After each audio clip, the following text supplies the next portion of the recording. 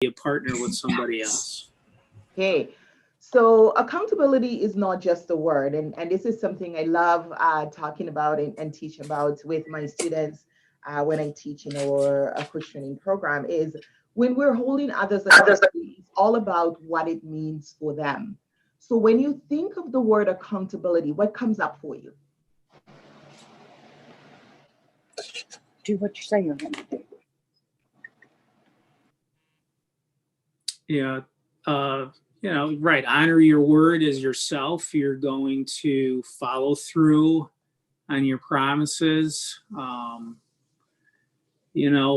Under promise, over deliver. You've heard that phrase before. So kind of along those lines. But the question here is, does it feel heavy? Does it feel negative? Or does it give you a positive energy? Does it help you to want to show up? Well, for me, it'd be positive once you get out of that comfort zone. Once Okay. you press through that, lack of a better term, fear membrane, and you start actually going out in a deeper water, then yeah, it does become positive, and you can build some momentum after that. But it's just getting that through that barrier, which is usually right up here. So in order for one to be accountable, there needs to be action. So what action are you planning on taking that you're going to be accountable for? Because where you are in your life, are you in the job search? Are you starting a new business? Are you moving into retirement? Where are you at in that stage? And whom do you need to be accountable? Is it self accountability, accountability to a partner? They're very different. Accountability to a partner, and I'm going to put on my teaching hat here. Accountability to a partner is where you are assigned a task to do, and or you've taken on the responsibility to execute on something, and your mode of being accountable is now sharing, here's what I have done, here are the results, here are the obstacles or the challenges, and here's the success. So that now is you being able to speak to what you have done or what you're doing. That's the whole idea. Accountability is a verb, it's not just a thing. It really is an action. It could be a thought it starts with a thought. I am taking on responsibility to execute on this. Therefore, I am going to be able to share the results or the outcome or what I have experienced. Mm-hmm. Does that make sense? Sure. So where you're looking at in terms of accountability and why is it coming up for you? That's the coach in me now being curious as to why is the word coming up for you? Well, for me personally, I'm in the process of, I just moved to the Dallas area. So, and then plus with everything that's going on, it's almost like we have all the time in the world now. And, there's different job opportunities I'm looking at, but I'm also, for the last couple of years, have been trying to develop and write a college class on leadership and marketing and entrepreneurship. And that seems to be that kind of gets put off to the side because you got some more of the urgent things. And it's hard to, you take on a big project and there's no deadline, life will get in the way. And so it's important, but not urgent. Does that make sense? So you're putting away the important thing to deal with the urgencies that come up. Part of it, yeah. I'm curious though, Bill, how important is it for you to get this done? See, that's the thing, because this is long-term, it's a goal. If I align myself with a goal of wanting to teach, then it becomes more aligned. But if I'm looking at a different job, say not in education, where it might be finance, then I'm going to try to focus more on the finance kind of job. So it's almost like there's a fork in the road and I have to decide which way to go, or can I do both at the same time? Maybe 4 hours in the morning in one area and 4 hours in the afternoon on another. I don't know. Like I said, I'm in a totally different place because I've never been here. I've always just showed up at the job, go through the whole day, and does that make sense? So I'm curious, are you transitioning to becoming an entrepreneur? Oh, I've already done that. I've been in the medical field for 30 years. I had my own practice that I developed and built and just recently sold. Okay. So I'm kind of, not that I'm done with that, but I want to do more of the kind of even more of the mentoring stages if that's possible. But again, that's just another path. Yeah. So you're looking at long-term moving in for your future into more of a mentoring and teaching role from where you are. You're transitioning. Possibility, yes. And if Yes. I understand you clearly, you're sort of thinking, do I want to teach that leadership and management for the financial world, or am I doing it for education? Am I clear on that? Yes, and the thing is that sometimes I'm not even clear myself. So, so it's just all here. Yeah. Trevor knows a little bit, but yeah. Okay. So usually when that happens, Bill, I usually invite people to do a bit of an assessment, going through that whole 9-dimensional and pulling out things, because it seems that you're there and you're moving over there. Let's benchmark you to see where you are now and what's really important to you. What's in the way? Where you with all these different thoughts? Where you leaking vital energy? What's going on for you spiritually, socially, emotionally, you're shifting occupationally, what's happening in intellectual, that there's a lot of intellectual knowledge here that you want to share. How do you package that in a meaningful way? How does that tie into what's happening in the bigger environment? You've just moved.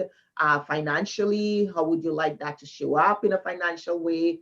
And then your stamina, which is that physical energy that you're putting in, that motivation, how does that tie into that? And then who else is in your life, interpersonally, who is motivating you, who's encouraging you, who's supporting you? I'd be curious to see how you measure up on that, and that would give you some answers as to where you go from here and how you move through that process. Does that make sense? Yep. All right. Okay. So you can reach out to me later and we can talk more about how you can do that. Let's see how you as you flesh that out, what's happening for you as you get deeper insights, because we can't really move forward if we're scattered and we're losing energy in so many different ways, and we're not being as impactful, because we end up losing energy as we try to hold so many balls up in the air. And we want you focused, intentional, and purposeful so you can get maximum results. Does that make sense? Right. Yep. All right. So reach out to me and I'll share that with you. Who's next? Thank you so much for being the opener and making it safe for others to jump in on the call with me. Who else wants to pick my brain? Just go for it. Okay, I saw Monique hand and then Laura. So Monique first and Laura, you're next. I beat you, Laura. Hi, Dr. Joyce. How are you? Just Joyce. I'm great. Just Joyce. Okay. Yes. So I don't know if anyone else has experienced this, but I typically go 1,000 miles an hour. And since being laid off, I've hit a brick wall. Because I'm not doing something every waking moment of the day, I'm just like, I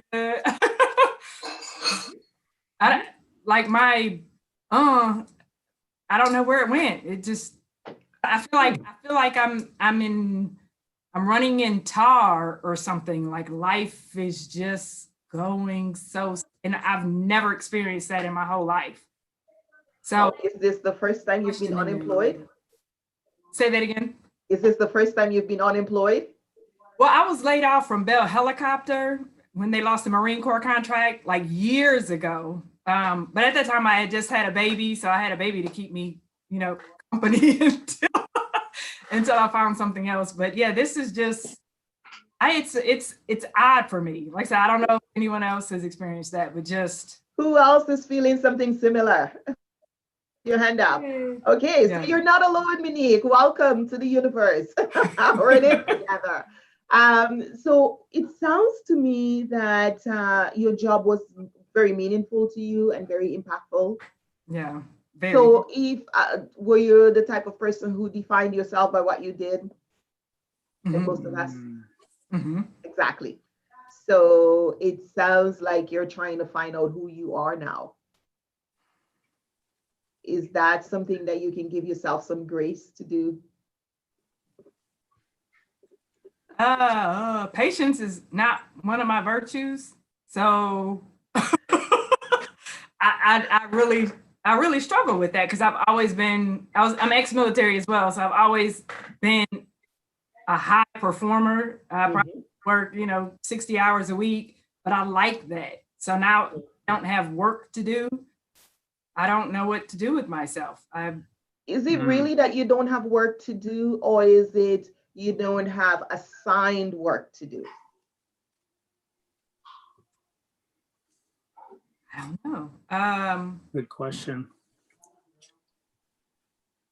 Yeah, I'm other than job hunting work, I don't think I do. I've reorganized my closet like 75 times. So so what is it you're missing about not having to go out to a job? If you were to break it down and really, I want you to just tap into you and connect with you, because the job keeps us very external. It's the occupational dimension of our life, and that's where we contribute, and that's where we engage, and that's where we show up. Our talent and our skills, our intellectual knowledge is demonstrated there on a daily level. We get that ego kick from people tell us you're so smart, or, you're great at this, or we get those pumps. And when we no longer have a job, we're missing that, and that's not there. So I want to invite you to check in with yourself. Where are you right now feeling that disconnection? Which part of this are you missing the most? I don't feel like I'm being productive. I feel like I'm wasting hours that I'll never get back. Mm-hmm. So putting that talent out there on display and executing at a high level is something you valued. Oh, very much so. Mm-hmm. Okay. I'm right there with you, Monique. Mm-hmm. I'm right there with you. Group hug. Come on. Most of us high achievers, right? Yeah. We want to be useful. Being useful is something you value. Anywhere. Right? So it shows, so that seems to be a core value that's showing up, being productive, being useful. And we learn a lot about ourselves when we're going through some kind of transition. And it sounds like you're going through a transition here right now where the values that you hold so closely are being challenged. I am not being productive. I'm not being useful. I'm not, contributing. And so that's alien to me. That's not the values. That's not the thing. So I am out of sync with my values. And that connects very deeply with the spiritual side of who we are. So in the spiritual wellness dimension, we do things like, that's where our purpose is. That's where we find balance, our sense of a vision, our core values is connected to intrinsically to who we are. And when we're challenged with something like unemployment, which is a way we fulfill our purpose, it really connects with us in a very deep level as to who am I and what is my purpose and how do I fulfill my purpose without that vehicle, which is the job. So I'd like to invite you to connect with that part of who you are. The competency we use to develop spiritual wellness is actually integrity. So it sounds like there is a lack of integrity with your values because you're not fulfilling the purpose that you feel called to do in your job and executing in that level. So the curiosity there is, for me, saying, where else can you execute at a level? Where else can you find purpose and meaning? And how else can you do that during this transition? So I'm curious to know what's coming up for you, Monique. Only thing top of mind was like volunteering. I volunteered, did some work for someone who's starting a nonprofit, helped her set up all of her organizational stuff. Mhm, And maybe more volunteer opportunities. mhm. Yeah. I would highly recommend that. Absolutely. When you volunteer, when you give, it lifts your spirit up, right? It just Yeah. does. And it's also a great way to network, to meet people, to get connected with people that have the same values as you. And you build this strong bond of commonality, and they will want to help you so, so much because you have the same values and I tell people all the time, commonality is so important. Like Yes. I'm a big Cowboys fan, obviously, right? Yeah, so I saw Lauren raise your hands, right? Go boys, go boys. Yeah. Yes, yes. So we're cool. Like me and you are we're like close already. We're like, kindred spirits and all that stuff. So, I'll go out of my way for a Cowboy fan. That's all I'm saying. So does that give you some insight into what's going on for you, Monique? That sense of heaviness that you're feeling, does that help you to get some clarity as to how you can shift there? Yes, ma'am. It does. And I feel guilty because I feel selfish. And I don't want to be selfish. I've always been about helping others, but I think when you're unemployed, it's just like, okay, I have to take care of this. Not for me. I take care of my parents. I have a family. So yeah. Well, what if we put that guilt feeling to use by recognizing that the other aspect of volunteering is visibility and who you know, and that could be if we shift to look at volunteering as part of job searching, as part of your job seeking activities. Does that help you to feel better and make it more aligned with your purpose? Yes. If anybody on the call wants to be accountable and go find a project we can do together, let me know. There you go. Yeah. So that's a great way to partner with others and build community as you extend yourself, because you don't know who people know, and you don't know who might be in that volunteer place with you. And there are lots of skills that you can give, but there's also a lot of learning and community connection that can happen. So I'm excited to hear what's going on. So make sure you send me a message. Let me know how it's going. Okay. Thank you. Hey, Monique, I have a quick idea for you. Okay. So right now I just looked and the numbers changed. It's just broke over 40 million people unemployed, right? Mm-hmm.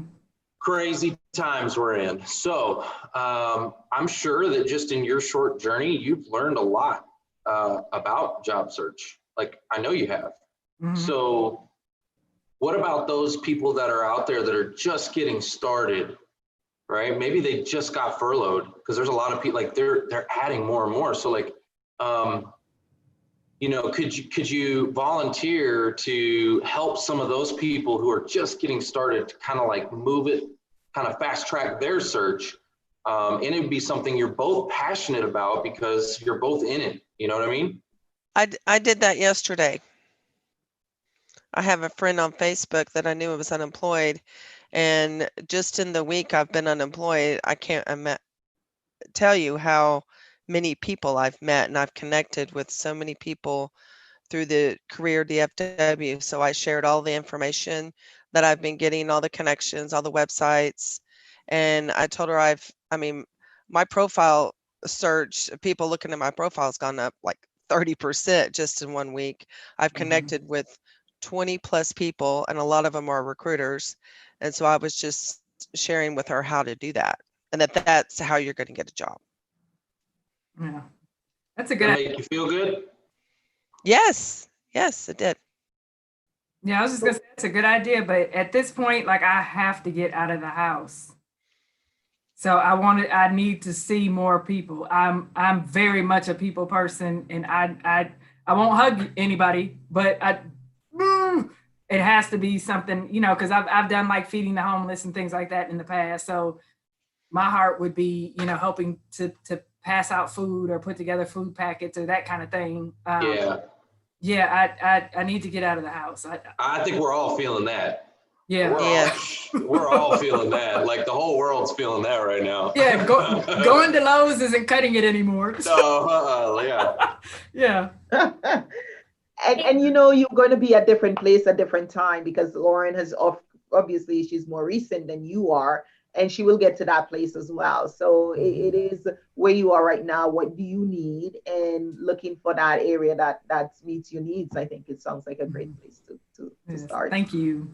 All right. Hey, Monique, I was Yes, going to ma'am. ask you, have you kept any of your like schedule that you had before when you were working?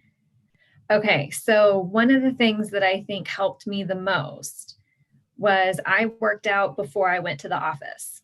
That was my schedule. And so I was up at 5 a.m. Most people look at me like I'm crazy, but that's the only way it'll get done. It won't happen. It won't happen after work. I'll come up with 500 excuses not to. And usually it's happy hour. That's the one that wins. So, I got to start back this week actually, with my fitness center. And so I've been up at 5 o'clock, and it was hard, but it's made me feel a little bit better because I'm starting my day a little bit sooner. I'm done a little bit earlier in the afternoon, and then I'm able to focus on some personal things, like if I want to read a book or go for a walk or something like that. So that's helped me. I don't know if it would help you, but having that kind of old schedule mentality has worked. Okay. Yes. Yeah, because I'm like a kid now. I don't go to bed till like 1 o'clock in the morning. It's horrible. I was You've changed a lot of things. You've changed a lot of things. And you know, Laura is so correct. That routine is so important to have that. It's good. Humans we're creatures of habits. Mm-hmm. And when you change your entire routine, you put yourself off. So yeah, I can understand that molasses. You're very correct, Laura, in terms of, and it's such a healthy practice, and staying fit and working out, starting your day. That's how I start my day is, with my workout and my meditation and my journaling. And you need those rituals. Humans need rituals for us to stay spiritually well and emotionally well. That is so important. And what we're recognizing is that there's a lot of mental health that's coming. We already had a crisis of mental health. And so with the coronavirus and us being socially and physically distancing is also exacerbated the need for us to have more emotional turbulence in our lives. So it's very, very important for us to look at ways to stay well in all those areas of our lives. Yeah, so I have a- Go ahead. Yes. I have a friend that told me that when she was that we used to work together, and she got let go of the company that we worked with back in like 2012. But she said that at the time that she created a journal, and it was called her Grateful Journal, and she just wrote down what she was grateful for. And if it was that I called her just to see how she was doing or whatever. And I recently was watching the Dr. Oz show one afternoon and saw Tony Robbins speaking on there, and he said you can't be fearful or angry if you're grateful. You can't be grateful and angry at the same time, or feel fearful and grateful at the same time. I love that. I was actually just about to comment and say that something that I've done for a long time, and I learned this from my pastor, Pastor Joel Scribner. He said that he had a prayer journal, and he would first thing in the morning, that was like the very first thing, coffee with Jesus, right? And so that was a practice that I picked up where you would read and then go directly to a journal, like you were saying, and write everything you're thankful for and your prayers and write them out. And what's crazy is over time, as you build a habit of doing this, you go back and you look, a year ago, and you go, oh my gosh, he answered all these prayers.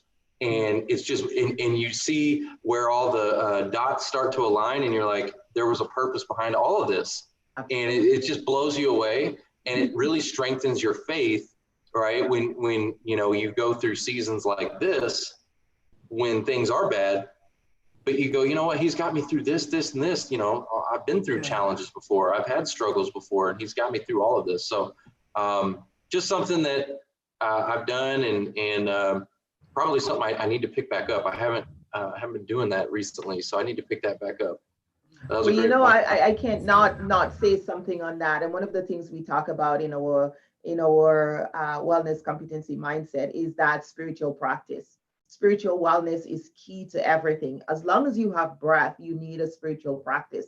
Whatever that may be, you need to have it, because there is that side of us. And organizations pay millions of dollars every year getting people to do style profile and do, you know, their personality type and strengths finder. And really all we need to do is have a good spiritual practice that allows us to develop and live in alignment with our purpose and our values and our goals, so that we can be more in integrity with who we're designed to be, or we're created to be, rather. So I think that's so important to all of us, being able to have faith in a time like this, knowing that this is a season in our life and that we are going to move past this, all of us as a whole world. This is the first time that all of us in the world are experiencing the same thing.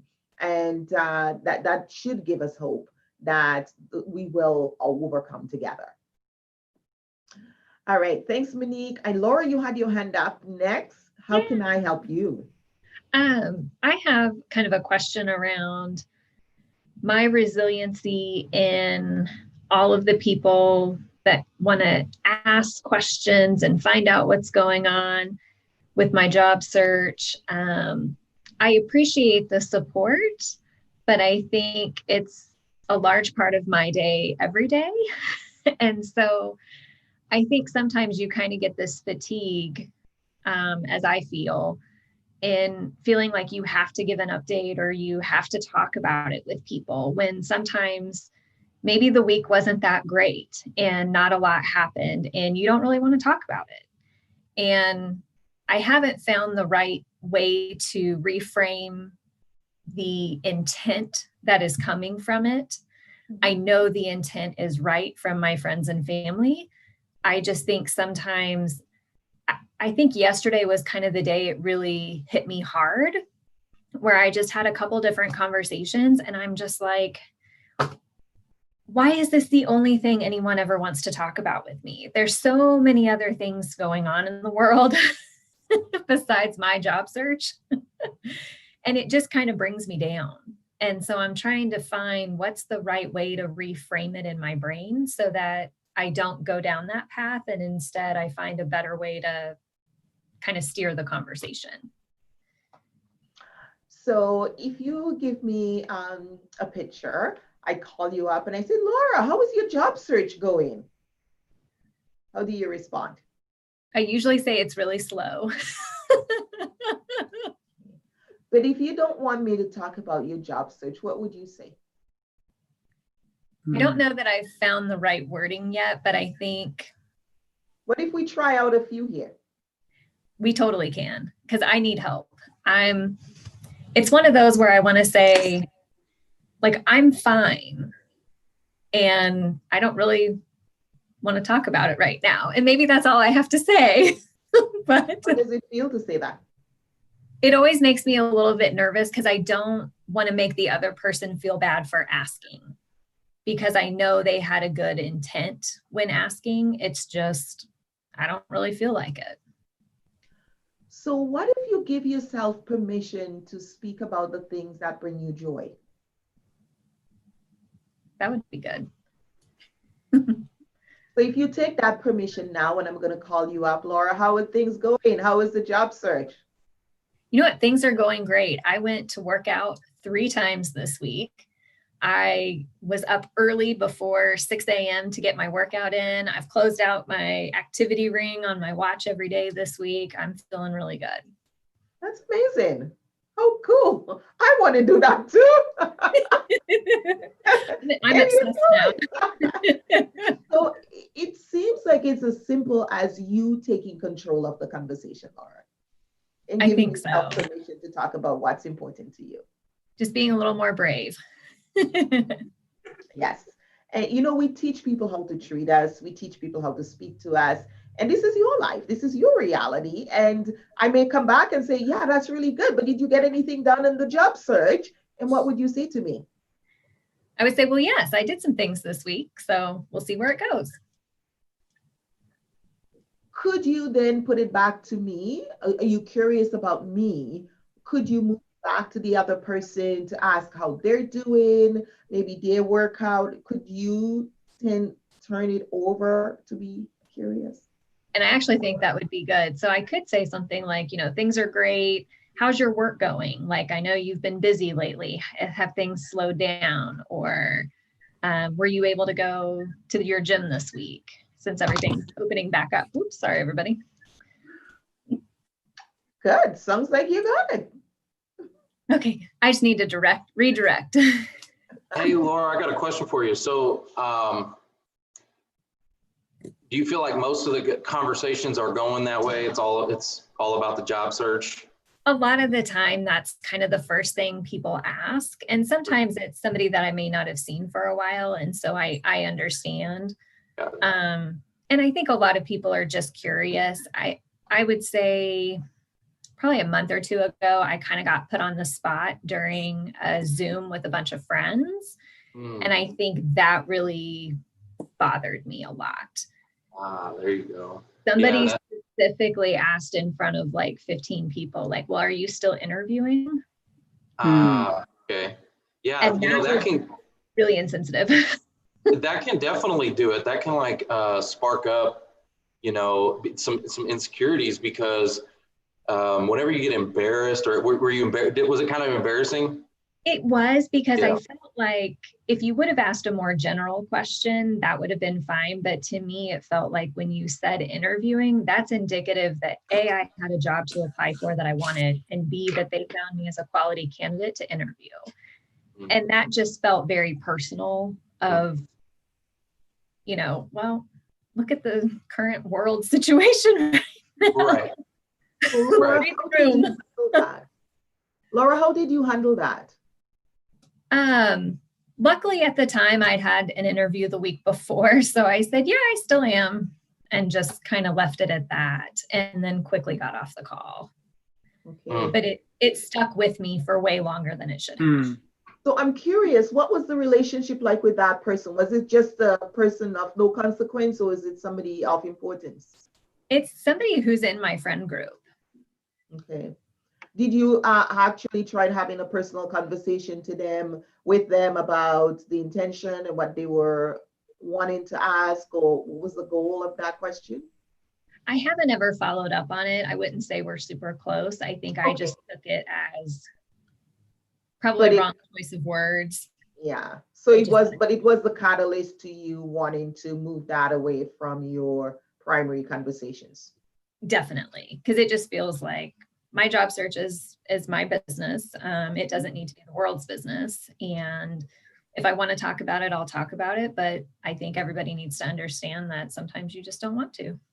Good for you. Right. So you've just given yourself permission to not have that as your main conversation stay. And I think we're all cheering you on here and saying, good for you. And you're going to be redirecting from what I'm hearing. You're going to, what are some things you're going to do?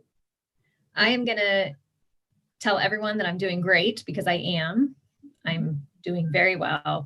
And here's some great things that I did this week for myself. Okay, good. And Laura, this is redirecting. Good for you. I was going to say this reminds me of when I first got into financial services 5 years ago. I remember transitioning into the business, and we're in a business where it can be very challenging in the beginning, right? The first year was big struggle for me, and I was a high producer where I came from, and so when I got here and I was not doing well, I remember people asking me, "Hey, how's it going? The new job?" And like. They came from a position of like wanting to just, I don't know, just curiosity maybe. But I remember feeling like, I don't want to talk about that. Like, I just had a bad day or a bad week or a bad month, and money's not doing so good. And, feeling like I was in a position of quicksand, like struggling, you know, and the harder I struggle, the quicker I would sink. And anyways, a lot of anxiety and stress and worry. And yeah, so I can definitely relate, you know, to that. I can definitely relate to that. But I think a lot of times what helped me was I kept a list of all of the accomplishments, all of the positive things that were happening in my business. Anytime I would, you know, pass an exam, or, you know, just like all of the little milestones, the little wins, I literally would write that down and I'd have that in my pocket. And anytime I was having that bad day, you know, I'd pull that list out and say, okay, here's what I have accomplished. Here's what I have done, all the good positive things. And that would always lift my spirits. And it also, some of my previous accomplishments, some of the things that I have, you know, I'm very proud of, you know, that I've done over my lifetime. So I don't know if that can help you, but just to have those little small accomplishments in front of you whenever you're having that bad day, to just pull it out and read it, like literally read it out loud.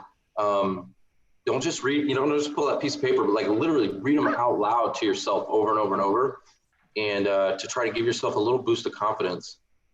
I appreciate that. I like that a lot. I think it's one thing that we fail to do when we're in this situation is remember all of the things that you have accomplished and how great you really are. And yes, the job is a big focus, but there's also a whole nother side to you that is really, really great too. And remembering that. You're Trevor, a do you rock mind star. giving me an opportunity to, Trevor, do you mind giving me room to share? I want to just share the model. Oh, yeah, absolutely. Let me, Yeah, just for everyone. yeah, you are co-host, you got it.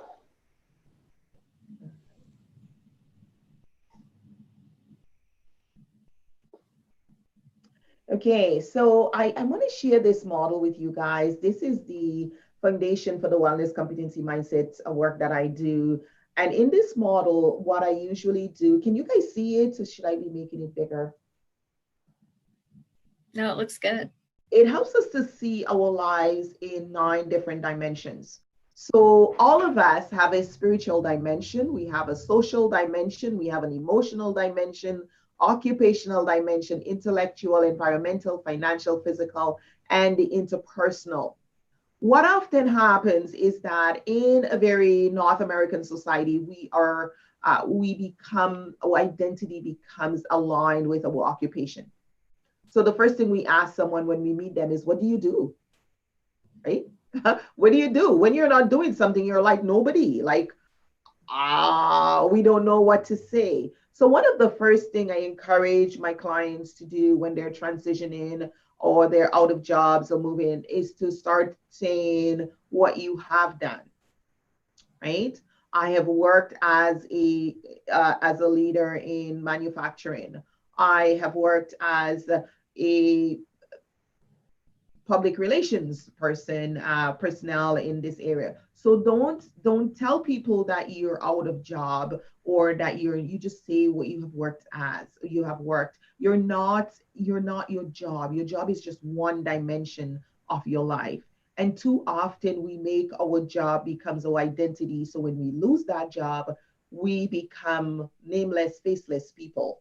And we need to take that power back in order for us to move on. Because when you go to the next job interview, you're not going to show up as your past, you're going to show up as your present. And one of the things that I lead people through is to develop, do an assessment. So there's an opportunity to assess how well you're doing in each of these dimensions. And then you have a quantifiable number that shows how well you're doing in a range from 1 to 8. So you can do level 1 to level 8 on how well you're doing in this particular area. And once you know how well you're doing, you can set a goal on how well you want to be. And the competencies are really things that we can see. So competencies are abilities, they're traits that we can see, they're measurable. And the most important things is that they can be developed, right? We don't toss people aside and say you have no integrity. Integrity is something we can develop. So how do we develop that? We start working on our self-esteem. The first thing that happens to people when they get let go from their job is their self-esteem, their sense of self-worth. And that's directly a hit to your spiritual wellness.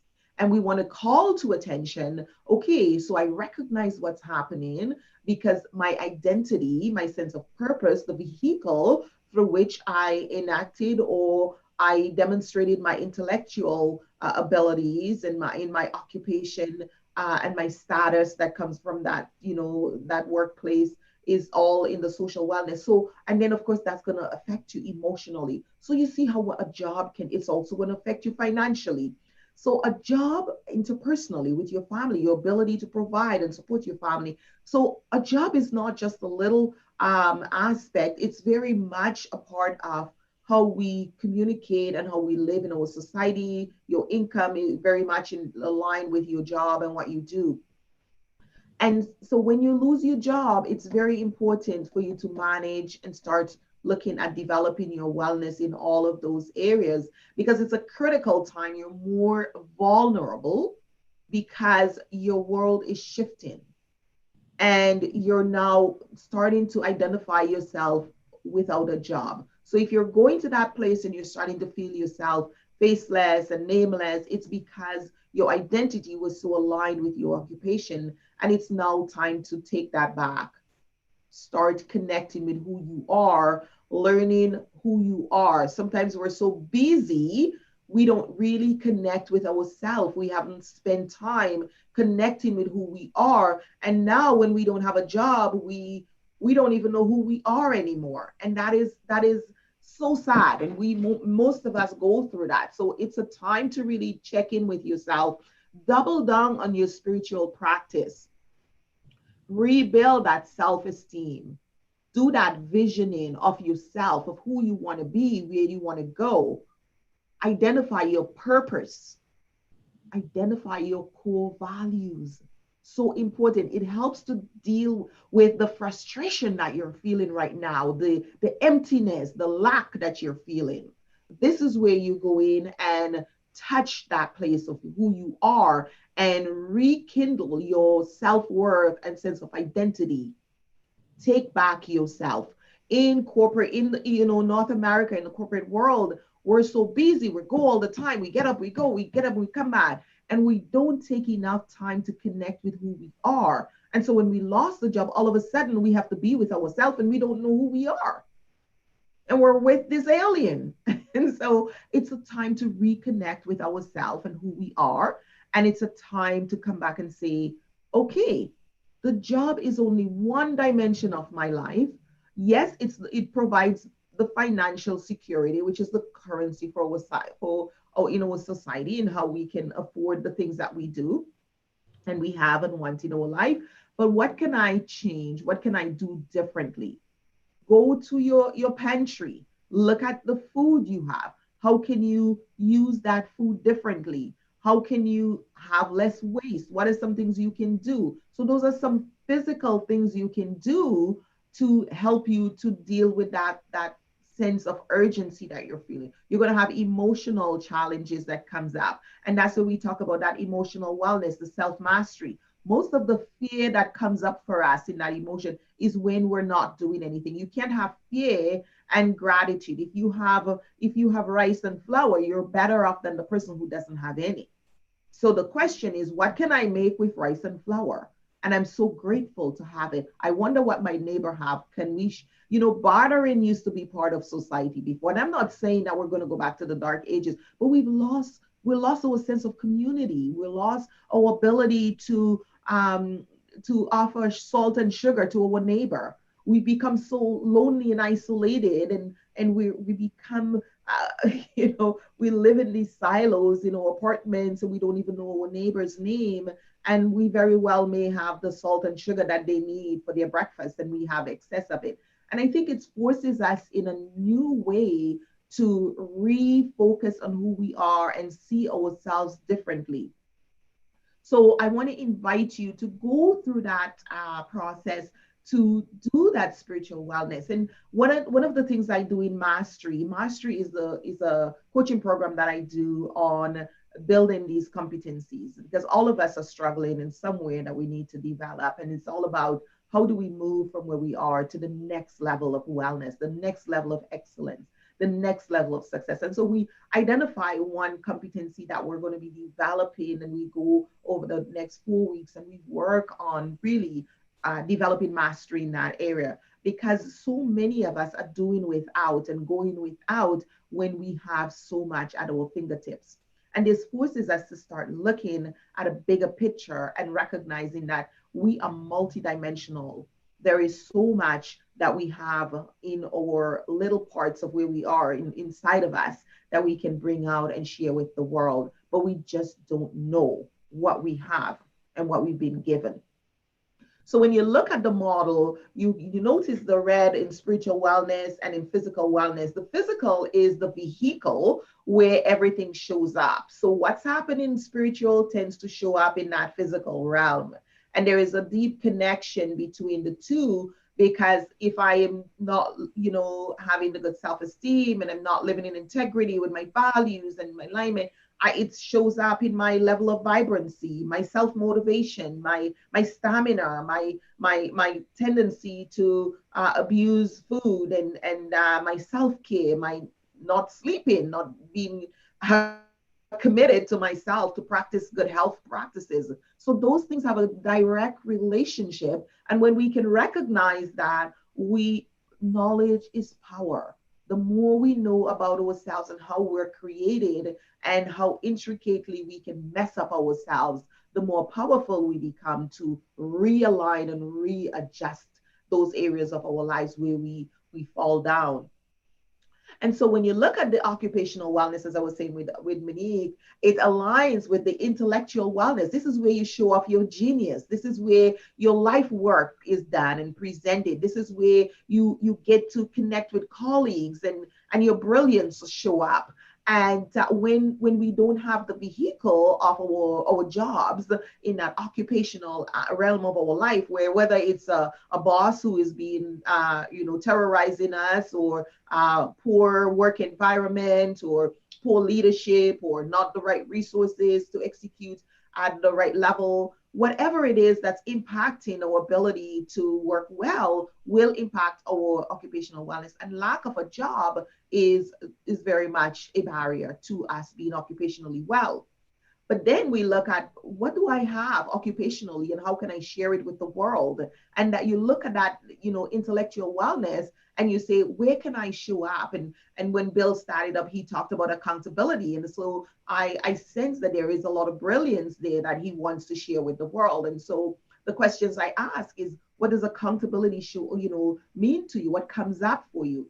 Because in that whole realm of intellectual wellness, we look at things like decision making, personal growth, goal setting, critical thinking. Those are all very meaningful aspects of us being able to make decisions to live life well, but also to execute at a really high level in our occupation. So it's critical for us when we lose a job, we feel we lack that engagement, that ability to contribute. And then we also miss that opportunity to start to keep learning. But there are other ways we can keep learning and building capacity within ourselves. And we can do that in our environment. We can do that in our communities. We can do that in our churches. We can find creative ways to do that. So a lot of the work that I do is around teaching that whole wellness competency mindset, because I want us to start seeing well-being as multidimensional and not just something that, we go for a run or, we eat high nutrition. It really is all of our lives and our relationships. When you lose a job, there is some stress that happens interpersonally with a spouse or with your family members. Maybe now you're more concerned that they're running the tap too long, you're using too much water, and we may find ourselves in conflict around that. So what kind of conversations do we need to have? What kind of things do we need to bring to awareness to our family? What do we need to save?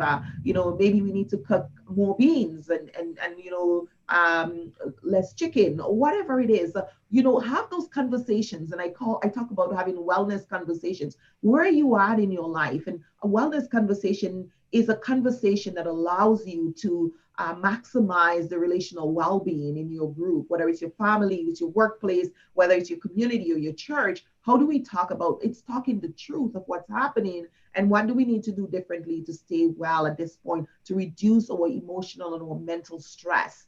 And having that with your significant other, having that with your family members, your children, your spouse, or your colleagues at work, especially in a time like now where fewer people are coming to work. There is more stress on you as an employee, those who are still working, because we have to have the right PPE. We can't have more than 2 people or 1 person. And how do we do that? So we need to have those conversations. And if you're out of work, what kinds of conversations do you need to have, like Laura, with your family and friends to say, this is what makes me feel good when we talk. I have the stress and burden of trying to find a job. So when I speak to you, I want to think of things outside of that. I want to know what's happening in your world. I still want to be connected with the corporate world. Tell me what's happening in your day. Tell me what's challenging. Tell me what you're doing. Tell me what you notice, what you're learning at work. What's your company doing? How are they maneuvering through the challenges of coming back or reopening? Because that will help me prepare for my interviews and my job search. So you see, when we talk about wellness conversation, is what do I need in our dialogue right now to create more peace and emotional contentment for me? And we need to be able to ask for that with the people in our lives. And can we ask for those in a meaningful, impactful, kind way that allows us all to thrive? And that's the little piece I want to do. So I'm going to go back now and stop sharing this and take questions that you may have around this, because I know there's an entire book on this. We did a coach training certification program on that. I teach this all the time in workplace wellness. So there's a lot of behind here, but if you have questions that I can ask, and we can do some more coaching. So that's what I meant when I said to Bill, if you could do your assessment in these areas, we could see where you're at and where you're leaking energy, because when we don't pay attention, what we're not looking at controls us. What we don't know controls us. So if you're not aware of how you're doing in these areas, you might end up leaking vital energy and wasting time and energy in those areas that could be reverted back to other areas where you could be more impactful and more powerful and have more meaning in your life. So questions, who wants to be the next coachee on the block? Did I scare everybody away? You went over so much, I don't even know. I'm like, oh. Sorry, I try to be as brief as possible. Okay, so who's next? Who wanted to chat with me? I think was it Lauren? Did you have your hand up? Lauren, was it you? You're on mute. You need to be unmuted. Me. I think it was. Oh. Yeah. Hey, Joe. I know Joe came into the call a little bit, a few minutes late, and I know he messaged me, had some questions he wanted to chime in with. Okay, so let's make sure everybody gets some time. So Joe, Lauren, Joanna, did you want to also talk? What about you, Tanya? Did you want to have some personal time too, or you're good? You're good. So it's just Joe and Lauren. Okay, let's go. Hi, Joyce.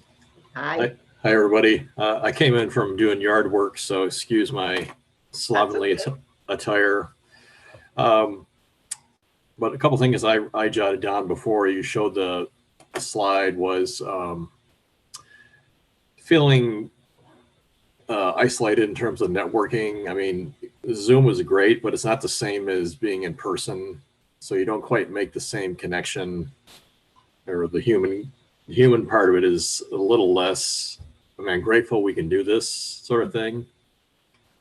But that's a little bit of a challenge I faced. And then, same with my church.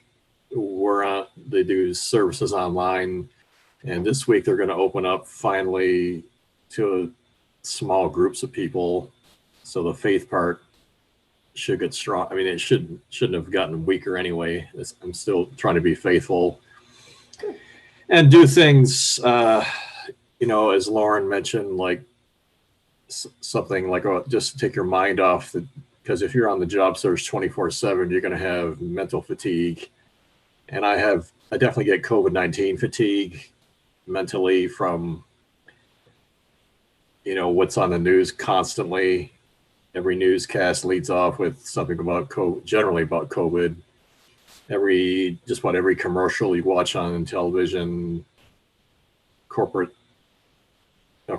are trying to say, we're doing this to be great citizens, trying to help people and help America, et cetera, et cetera. So, what was the question? well, it just, I have been feeling isolated somewhat due to the lack of actual networking with people in person, and then as well as my church, but that hopefully will soon change. So I guess the question was, how do you overcome this feeling of isolation? Do you live alone, Joe? Oh no, I have a house full. I've got two stepdaughters, 17 and 12, and a little girl daughter who's 6, and my wife, and we have a dog and a cat. So we have a house full. Good. Are you guys having wellness conversations? Oh, sure. Yeah. We've been homeschooling, and haven't really, done things other than go for walks outside the house like we used to do. And But are that's, you actually having the conversations that your soul needs right now? and I think, me as the dad I need to lead that, I think, with the family. Called upon to be the spiritual leader, along with my wife. My wife, I view us as co-leaders. I don't view myself as the absolute, leader. So definitely we should have more discussion about how the kids are feeling. I think we do. So Yes. I didn't ask you about the kids. Are you having the conversation that your heart seeks right now? Are you talking about the loneliness? Are you talking about the isolation? Are you telling your wife where it hurts? Are you guys sharing your soul with each other? Yeah, we talk about that we feel isolated, and we're kind of tired of the lockdown. Okay. But But on a level of 1 to 10, where are you at? Are you having the deep, heartfelt conversation, or are you guys just passing by through and making a comment? And I'm talking from a place of healing. In order for us humans are social creatures, and talk is therapeutic. And we can just talk at each other, we can just mention something, or we can spend time looking at each other and actually truly listening to each other, and having compassion and what we call empathetic listening. That's missing in a lot of intimate relationships. So, with COVID-19, I think it was an opportunity for us to bring that back into our relationships, where we have those deep connection, those I am hurting, I am missing you conversation, because we're so busy running to work every day and taking care of the kids that we don't even see each other. But now we're forced to spend time with each other. And there is that vow, for better, for worse. And sometimes we hide ourselves from our spouse, and they don't really see our pain.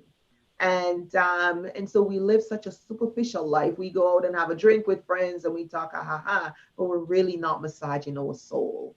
And we think, we put on a lot of band-aids for socialization. And with COVID, it really gives us it forces us to really look at who we are. So I want to encourage you to really think about this. And you may not have the answer right now, but go back and reflect on, are you meeting each other's needs? And if you're feeling that way, she probably is feeling that way too. So are you guys truly spending healing time with each other? Having healing, soul-searching conversations that fills each other up. And as a Christian, together in just the prayer for each other, God bless me and bless my spouse. Fill us with your spirit and bring that deep connection in our life today, and that reflects us. And our love for each other should be a reflection of that agape love that God has for us. And here's an opportunity. We've never been so blessed on the planet to have an opportunity that forces all of us to be in the same place at the same time, to really look each other in the eyes and say, I love you the way that God designs. And so my love for my spouse is a resemblance. It should remind them of how much God loved them. In isolation, there's a lot of lonely married people. So being married is not a thing to say I'm no longer lonely. And it's not it's millions and millions. It's just it really is an accident of our society. It's one of the results of how we show up and in our busy lives, and we don't spend time. So I want to invite you to go back and really connect and just tell her about this session. Maybe have her take a look at this recording if you can get it from Trevor, and really ask yourselves, have you done that kind of connection that's needed? And I think I'm going to challenge you to even do that before you go out and start finding it with others.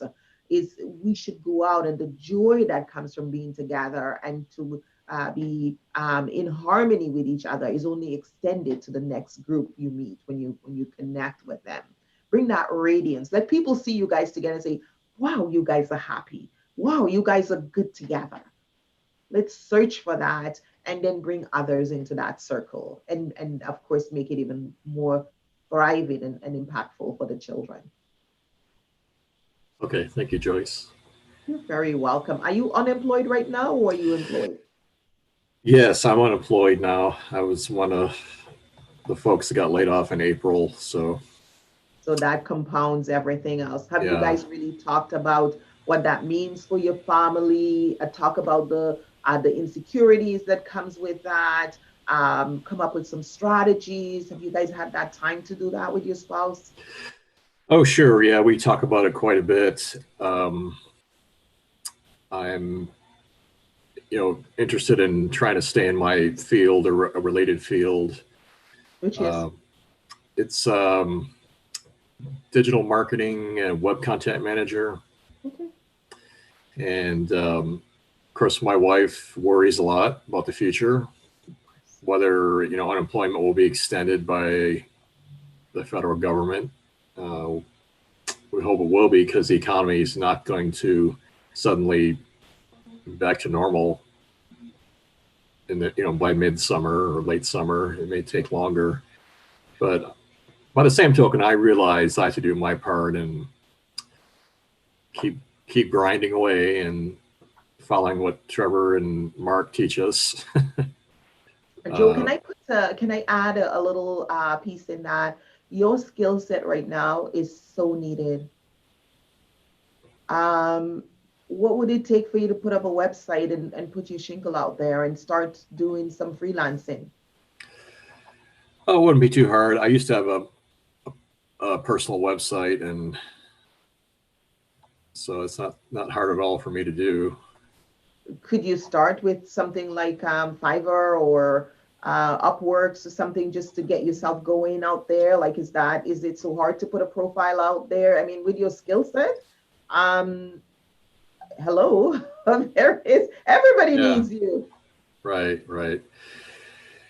Yes, and I'm actually working with a friend of mine doing a little project right now as well. So trying to stay busy with that, helping her with the client. So let me ask you a question. If I were to go on your Facebook now, would I see you saying, hey, don't forget my skills are in digital marketing and website. If you have something and you're looking for someone to help you, don't forget to call me. Would I see that there? Yeah, I've posted that, I'd say, within the last couple of weeks. It's more prominent on my LinkedIn profile. No. Are you looking for a job, or are you saying that I can help you with projects? There's a difference. I'm aiming more for the new job. Okay. All right. But can you do both though? Is it possible? Sure, anything is possible. Okay. So what if in the next 7 days you go really hard at trying to see how much projects you can drum up from your local community, your church members, just people that are the business owners who may be needing some help in their small businesses. what if you go hard in the next 7 days and see how much of those you can drum up and how much you could make from that? Would that help you feel like you're on track to doing something? In part, I guess I'm more focused on the job thing than I am on freelancing. So I've always had some freelancing here and there. I volunteered with my church and helped do my classes website or that sort of thing. So Not too much volunteering, paid work, paid work. yeah, right. You have a family to feed. I hear you. Absolutely. Yeah, absolutely. Yes. I hear what you do, and I'm like, everybody needs him. What are you talking about? And you know, there's a shift in our economy, and I know Trevor's network is about people finding job, but realistically, there's a shift now. We have to make our own work. I've been an entrepreneur for 24 years.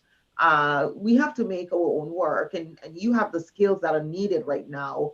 If I may be so bold to say, I'm surprised that you're not out there telling everybody you know how you can help them. I definitely have put the word out with, my own personal network on Facebook and, but yeah, like you suggested, a website would further that cause. So I'm sensing a block though, that it's more than that. You sort of like, I'm not sensing any joy from you. Like and I don't know where you're at in that, losing your identity, losing your spunk. And he reminds me, Trevor, of when I worked with, who was it? There was somebody on you had in the last call who just didn't have his joy. And if I was interviewing you and you came up with that energy, I'd be like, are you going to bring joy to work? I need to see right. you. I need to hear what you can do and how you're going to show up. And I just seems like you've lost that spunk. I hope you can get that back. Yeah, and with like a lot of men, a job loss is a tough thing. I definitely have had time to accept losing the last job. And unfortunately, maybe I put too much of my identity into what I do for a living. So, can I challenge you a little bit further to start taking some of that back, Joe? Mm-hmm. Yeah, I'm also a father and a husband and community person, and the church Christian, man of God. And I don't think the Heavenly Father sees you as whatever that job role is. He's given you such amazing skills that is so needed in this market. So can I invite you to go to God and ask him to show you what to do with what he's given you? Sometimes we have so much and we don't even know it. And I didn't even know what you were going to call about when I talk about we have so much and we don't know it. right. There are thousands of small business owners who need a Joe on their list. Somebody they can call to help with their website. It's crashed. This is happening. I was like, I have one myself. I was like, I can't go there without change. I mean, how this is happening. I've had messages from her since I've been here. The website is the vehicle right now for our businesses, and so I think you need to do some searching here. If I may suggest, send me an email. Let me know how you're doing in the next few weeks, in the next 7 days. We don't want to stretch this too much. Okay, Joyce. And send me an email. Let me send you the assessment. Go through the assessment. And for those of you here, I do masteries every Friday, so you can get to join me on masteries again if you want more of me. Nice. Okay, Joe, I'm gonna leave that with you. We're gonna spend some time with Lauren. How are you doing, Lauren? How can I help you? I'm doing pretty good. I just I haven't been unemployed in 35 years. So I identify with Monique and not knowing what to do, making sure I'm deliberate and spending my time wisely. What are your skill set? I just manage things. I get things done. I can manage projects, programs. I can manage an office. I've got a lot of administrative skills, planning skills, meeting planning. I can plan events. There's not many of those going on right now, but Oh, there's a whole ton of them going on virtually. yes, there are. That is true. What are your online skills like? What do you mean? Are you able to use a lot of technical programs to help run Oh. the office, all the, you know, Oh, sure. Yep. I'm pretty proficient in Microsoft Office. I know Salesforce pretty well, and I've used that quite a bit. And that was the project I was working on when I got laid off. We were migrating users from Classic to Lightning and using Salesforce. So, and I know Smartsheet a little bit, and with study and project management, but I haven't gotten my certification let's yet. change that. I have a good knowledge of project management and is looking I have a to good knowledge. Okay. yeah. and is building that, you know, let's stay away from Yeah. negative and positive. So if I go to your Facebook, am I going to see videos of you talking about your skill set and how you can use it to help organizations and help people? No, I won't. No. So how would I know you're out there and you have all this brilliance? Well, like I asked at the beginning of this call, I wasn't sure if that was something that I should do. And I did ask a recruiter friend, and he said that he will let people know. He said there's a way to do it to let people know that you're available without posting it. So I did get some feedback that that might not be the best thing to do, but I see people doing it and thought, well, how is anybody going to know? And Honey, there I have are a, 40 million people. I know, right. Yeah. We're going to have a whole new normal. And I'm very connected. I have a great network. And I think that if people knew, they would want to help. Hey, you know what? I'm gonna chime in on this one. So Joyce, you just brought up a good point. So 40 million people unemployed right now. Okay. And a big part of this is going to be visibility and breaking through all that noise. Okay. Because there's gonna be a lot of noise out there, a lot of people trying to get attention by these employers. So how do you break through that noise? Well, there's going to be a massive percent of these people that will not take the time to develop the skill. This is a skill, the skill of video, right? They will not do it, okay? So you're gonna have like 95% that will not take the time to develop that skill. If you are in that 5% and you develop that skill now, this is a skill that will take you so far, I promise you. It will take you so far in life. Develop that skill now, put it to work now, and I promise you will stand out from the other, you know, we're talking about 40 million people unemployed right now. Develop that skill. I promise you, develop that skill. Absolutely. So Trevor, what if you would put up messages like, you know, one of the things I liked about using, was it Salesforce? In Salesforce was the ability to help our clients do this when we integrate just little things and showcasing how you've maneuvered some of the challenges.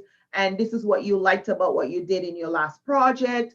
And on that particular position, you had the ability to do that and you really love that and looking forward to be doing that again.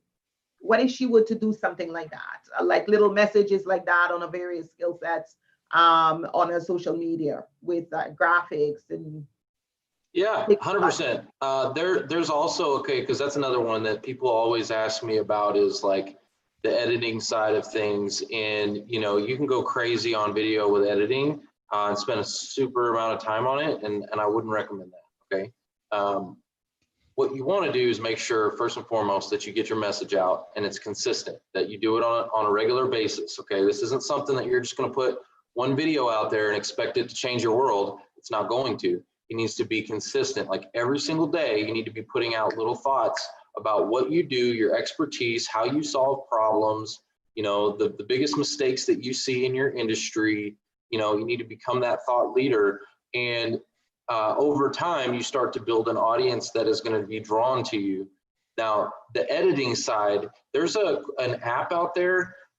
It's a free app. It's called Quick, Q-U-I-K, right? So if you're doing video, this will help to liven it up, make it kind of look fancy for social media, and have some like fly-ins and music and different things like that to kind of spice it up.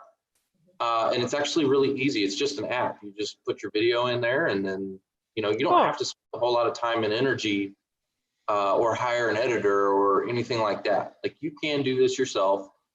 Again, it's a skill though, and it's a learned skill. Your first video is going to be awful. It probably will. No, I would agree. No, I'm kidding. I'm going to tell you, it will be, but that's okay. That's okay. Yeah. Michael Jordan, the first time he, you know, threw a basketball, he was not, you know, an expert, right? And this will help me grow in public speaking, because that's a weakness. Yep. Yeah. You know, same here. Can I tell you that? My biggest fear, my absolute terrifying, paralyzing fear in this world is public speaking. It used to get me where I would, like, I remember going to these networking groups, I'd lie to Mark, and I'd tell Mark, hey, I'm gonna go use the restroom, right? Just so I could get out of there, because I didn't want to speak. Like, terrifying. And video helped me overcome that. It did. I remember watching my pastor making daily videos, and I loved them. I consumed them every single day. They encouraged me, they lifted me up. And I went to him and I asked him, hey, what are you doing? How are you doing this? And he had a mount thing in his car. You know, you guys know the little GPS things you can put in your car for your phone? You know, like, you just put it in there. And he said, yeah, I just drive around in my car, and, you know, it's my comfort zone. The car is my comfort zone, because, you know, I talk to myself all the time in the car. I don't know if any of you do that. Did any of you talk to yourself? You're driving around, wherever your comfort zone is, think about that place where you talk to yourself, right? Well, it was, for me, it was my car too. And so I remember driving around, just making little videos. I have a challenge for you. It's the 30-day challenge, selfie video challenge. What I want you to do is, for 30 days, okay, I want you to take a minute, minute and a half, 2 minutes tops, okay? 2 minutes is the max. Selfie video, okay? Just do every single day for 30 days. Here's the trick though. Do not watch them, okay? We're not even gonna post them, so no one's gonna see these, okay? Oh, good. Okay. No one's gonna see these. You're not even gonna see them. But what I want you to do is for 30 days, I want you every single day to record one video, all right? At the end of the 30 days, that's when you get to watch them, okay? And what you're gonna see is that your skills are gonna get better and better and better and better. Your public speaking is gonna get better and better and better. And then what I want you to do is I want you to pick out the top three videos that you're like, oh, you know what, that was actually pretty good. Mhm. And I want you to post those. Just do it. No editing, just raw, put them out. Okay, there's one more person on here. I have to scoodle. Johanna, did you want to ask me anything? You're on mute. Trevor's gonna unmute you. Oh, there you go. Okay. So for me, it's more of like I have a job search fatigue, and I'm trying to find ways in which I can better handle that. I was laid off back in July 2018. And then after that, I was working on a small business with a friend and so forward. I had a friend who's a good friend of mine who's a headhunter, and for a while, he said that he was going to help me. And since I had never been laid off, I just kind of put that on the side and thought that he was actually helping, which, long story short, that wasn't specifically actually what he was doing. And I guess I put some of that on him, thinking that that's how it was done. So, I mean, that's on me when I look back, right? Then after that, eventually I got a job. I realized that I wasn't making as much money as I wanted to on this other endeavor, and then I needed to get back on the workforce. And then I missed that aspect of my life as well. So I got a job on the end of 2019, November, and was real happy. I thought everything was going on fine. It was a small company, and then at the end of January, beginning of February, I was let go. They told me that that they had a different strategy for 2020, and came to find out that in actuality, for what it seemed, they had only in the back of their mind had a plan of just, hiring somebody for a while, but they hired me full time. And there was a lot of stuff that came out of it that I, reviews and stuff from the business and so forth. So I kind of lost trust a little bit also in that. I felt betrayed. So because I found out that it was basically a job that they were giving me, but they had a long-term, plan not to keep me long-term. I mean, the short-term, they had not planned to keep me long-term. And I was in the process of getting another job. I almost had it when this whole COVID-19 thing happened. And then they told me, I'm sorry, we're not going to hire anybody for that position because of the COVID-19. So with all this happened for the last a year and a half for me, so a little bit more than a year and a half, I'm just have fatigue. And I'm even thinking, wow, like my self-worth at times, I have all these thoughts. I know that there are things that I can control. I can control how I act about it and what I do. My background is a senior business analyst. I've done sales in the past as well. I have a master's degree. I've done a lot of different things, but at this point, I know that I've accomplished a lot, but I'm like, why did I do this? It's like, I feel like I'm stuck. So I'm trying to find ways in which I can better deal with that so that can motivate me to continue my job search or my next career. You're very right about doing something about that. There's a lot of stuff that you need to baggage, you need to let go here to free yourself. So you seem weighed down from all the different things just listening to your story. It's been a difficult year and a half. Where do you see yourself going from here, Joanna? What do you envision for yourself? What do I see myself? What do you envision for yourself? What do you see going forward for yourself here? Okay, so I envision myself in a stable position, doing what I like, which could be, I do a lot of process improvements. I'm a Six Sigma black belt as well. And I've done in my last position that I have, not the one that I was just there for a few months. I don't even count that in my head because it was such a short period of time. I've done a lot of project management. So I like doing that. I also see myself either doing that or doing sales and kind of going on my own, because I know that when you were in the aspects of sales, you might not necessarily be your own boss, but you have more of what happens in your life is all on you. If I give it all, then I know I'm going to get results, kind of deal. So one of those two things, I have kept myself open for both of them, because at this point, I'm thinking I need to do something. I need to start bringing income soon, and that kind of gets in the way of things too, because you get stressed out, and with all the COVID-19 on top of it, it's like, oh wow. And it was like I had that job, it was there for me, and all of a sudden it was taken away. I'm dealing with that, and I'm dealing with everything that we're all dealing with COVID-19 as well. So it's like a thing had, another layer on it. So to go back to your question, two things, either doing the sales or doing the business analysis, project management that I've done as well. One of those two things. What industries do you prefer working with or have the expertise? Well, the industries that I've worked on have been insurance, healthcare.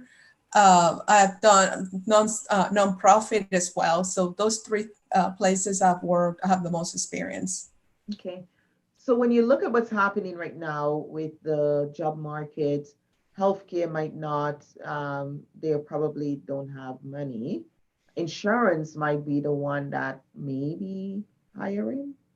Have you gone heavy on insurance? I'm sorry? Have you gone after insurance very heavily? Have you focused in on them?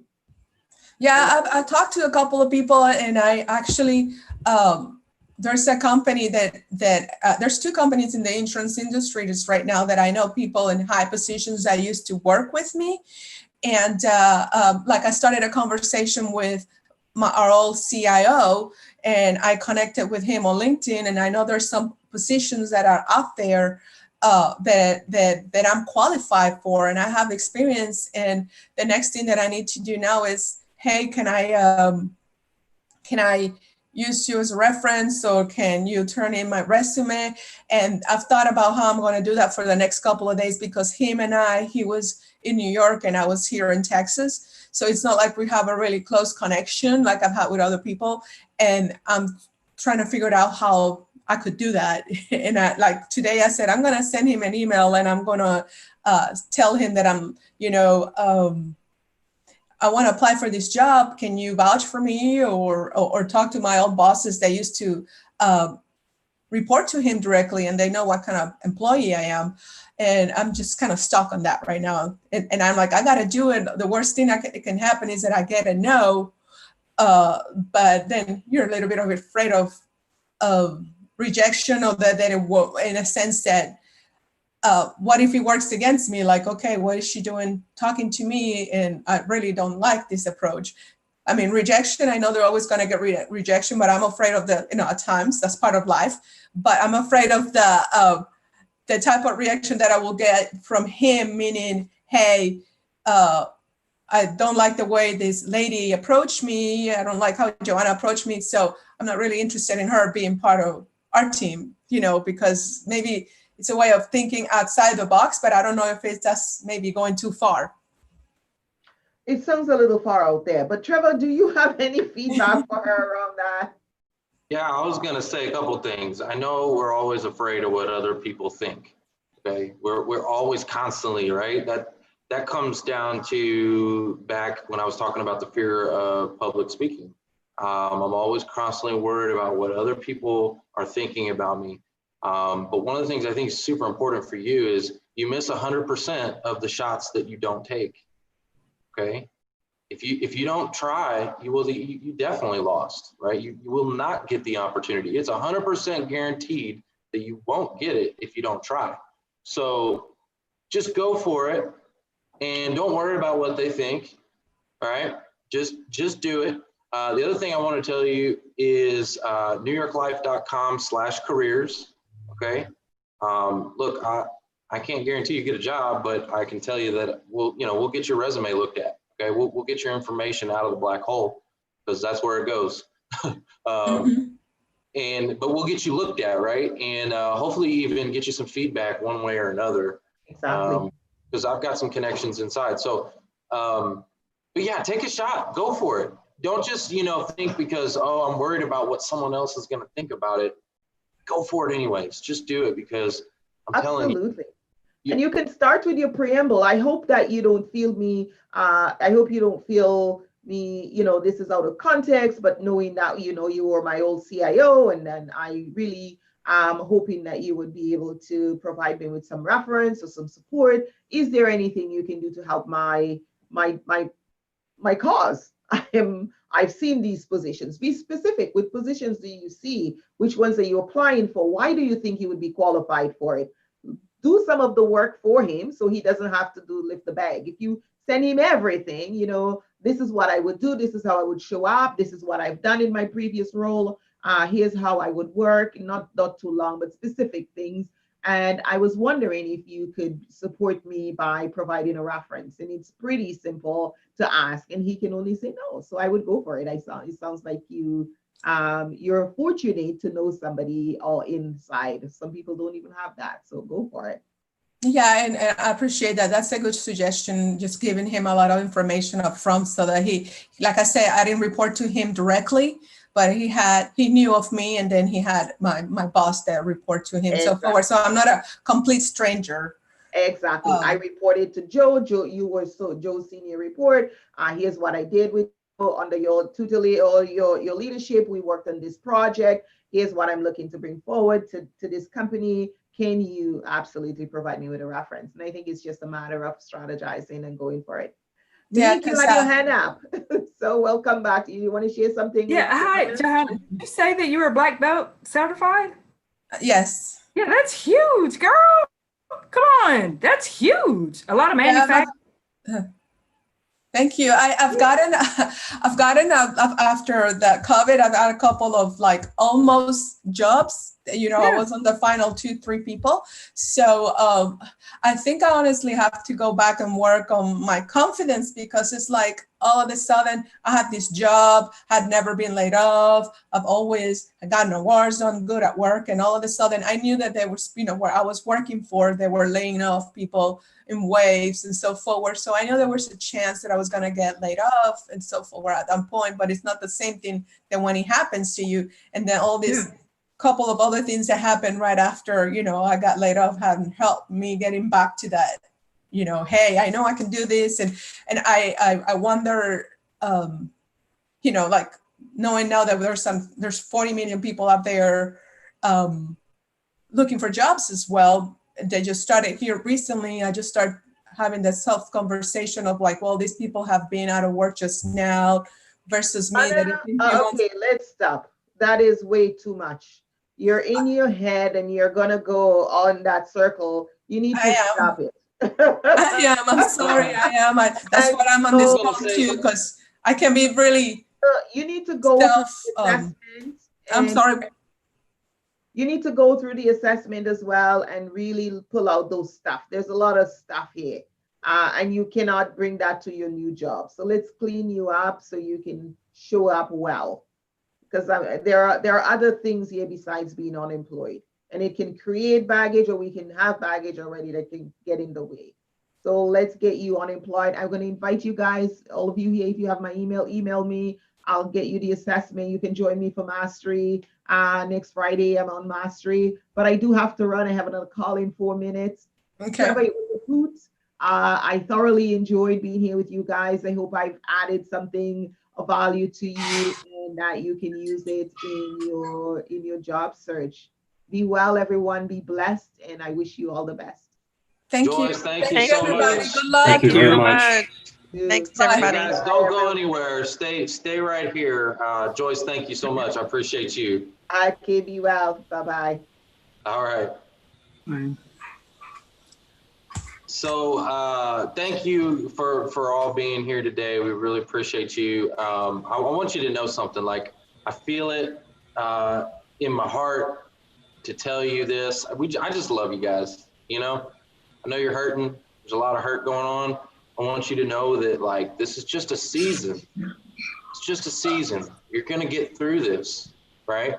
And, you know, with COVID right now, yes, 40 million people out of work, okay?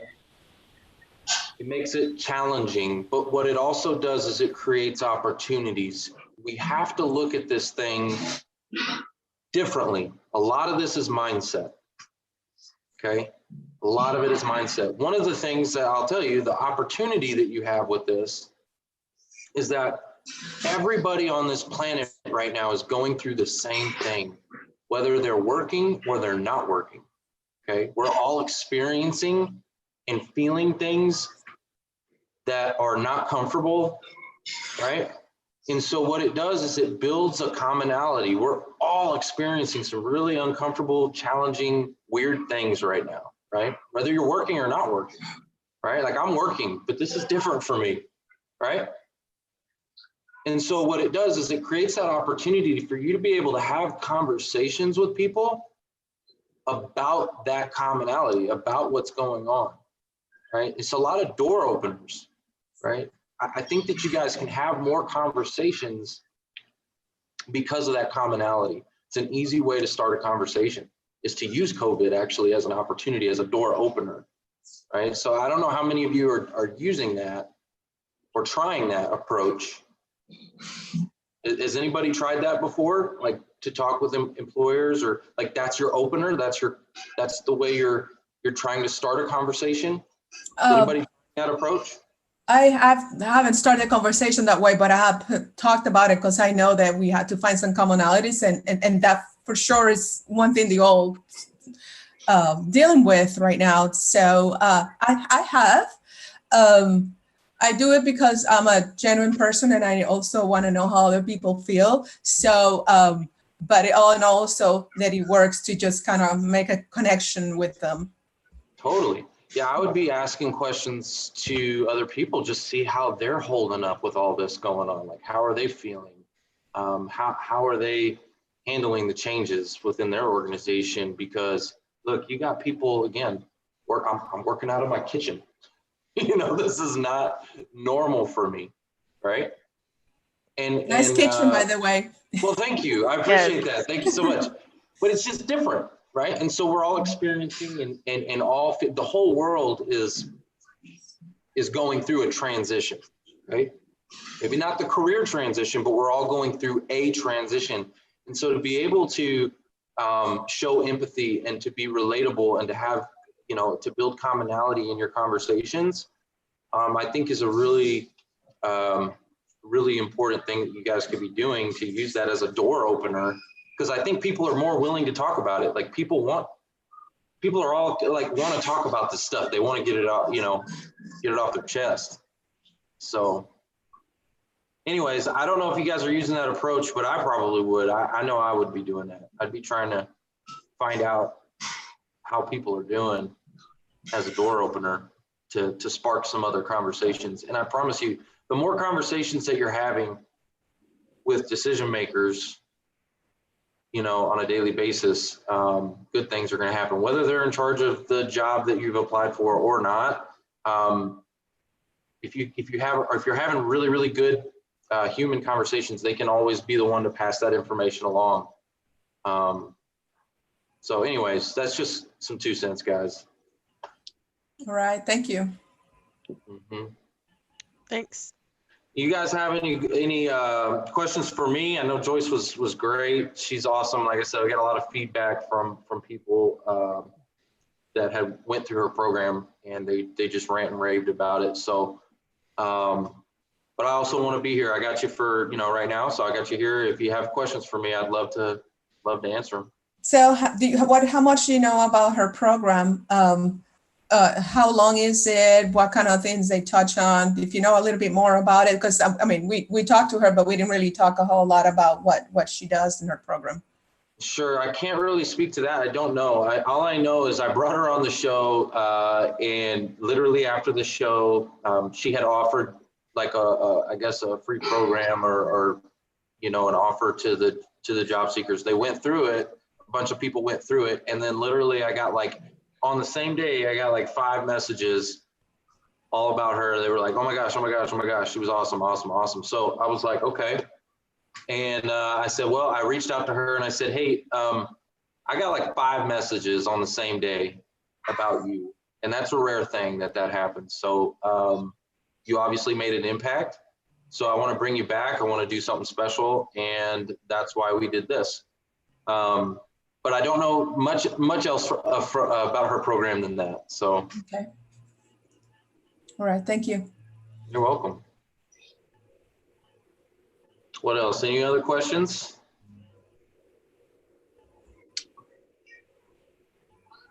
All right. Well, guys, again, I love you so much. I really, really do. I appreciate you taking the time out to be with me today. And if there's anything I can do, even if it's just having a conversation, if you need anything, just let me know. I'm here for you. Okay, and thank you for putting this together. Appreciate it. Yes, thank you. Yeah.